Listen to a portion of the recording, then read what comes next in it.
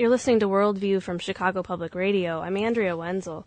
I'm speaking with Sunila Abesekera. Sunila directs the Sri Lankan human rights organization Inform. She spent the past 20 years documenting human rights abuses in Sri Lanka. And she spent a lot of that time working with Human Rights Watch, so we're also here with Fred Abrahams. Fred is the senior researcher for Human Rights Watch's emergency program. And you mentioned Colonel Karuna, and his role in the disappearance of children. Just recently, he was in London or in the UK and has been taken into custody there. Can you tell me a little bit about what you're hoping will happen with that? Maybe we should give a little background on Karuna.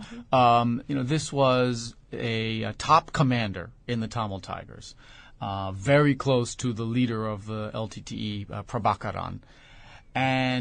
But Karuna is from the eastern province, and Prabhakaran and the Tiger leadership is from the north. So there was some friction and tension there. And Karuna felt increasingly that the eastern Tamils in the Tigers were being, let's say, discriminated against. So he split from the Tigers and created what became known as the Karuna faction. And then he joined the government in their common fight against the Tigers. So for the last 2 years, the government has been using Karuna. They've been cooperating together. When I traveled through the eastern provinces, we saw Karuna bases, both their political party offices as well as their military bases. They're in areas firmly under government control. The Karuna forces move up and down the area through checkpoints of the army and police. They are armed in public. They have been seen patrolling together with the security forces, with the police. And I saw children who were what looked to me 12, 13 years old, carrying weapons, guarding some of the Karuna forces. So the link between the Karuna group and the government is not in dispute. So that's why we're afraid that if Karuna is extradited from the UK to Sri Lanka, the Sri Lankan government will not prosecute him. I think they're extremely nervous about what he will say about their connections. And very likely, he'll be killed. And it's so easy in Sri Lanka to die in a death from an unnamed actor. Anybody could kill Karuna, and the government will say, well, the Tigers got him. And the Tigers do want to get Karuna. But in fact, I think it's the government that has a lot more to fear from his talking than the Tigers at this point. So for that reason, as well as the cause of international justice, we'd like to see the British authorities prosecute him in London.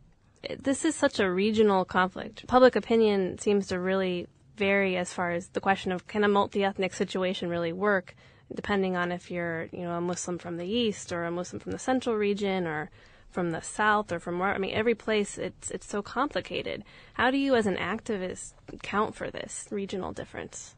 Well, Sri Lanka is a small island, and as all island cultures, I think it's very diverse culturally and socially.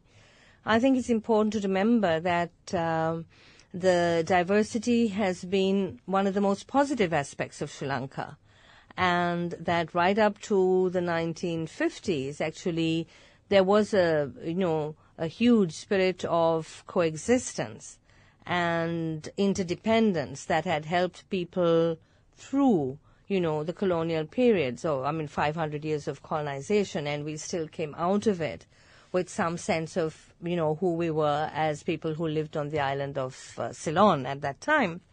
And I think it's really sad that you watch how there's so much political manipulation of identity and so much erasing of the more, wonderful aspects of being a multi-ethnic and multicultural society. In the Eastern Province, for example, historically, there is a tradition of very harmonious cultural coexistence between Hindus and Muslims. And, for example, historical records that Muslims have participated in festivals of the Hindu community and have actually gone into Hindu temples, which is in normal parlance not allowed because of the idol worship that goes on in Hindu temples, right?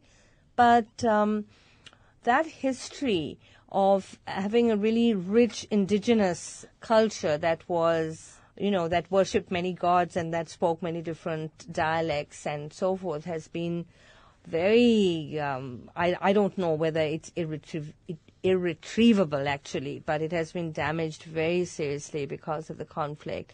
But I do think that we work especially with groups in the Eastern Province and in the Department of Fine Arts in the Eastern University, for example, who have been trying to reestablish those connections. And there's been one particular program which is called LIAM, which has been led by Dr. Maunaguru, who teaches fine arts and drama at Eastern University, who has been traveling in the south of Sri Lanka with this program in which he's talking about the cultural similarities between Muslims, Sinhalese and Tamils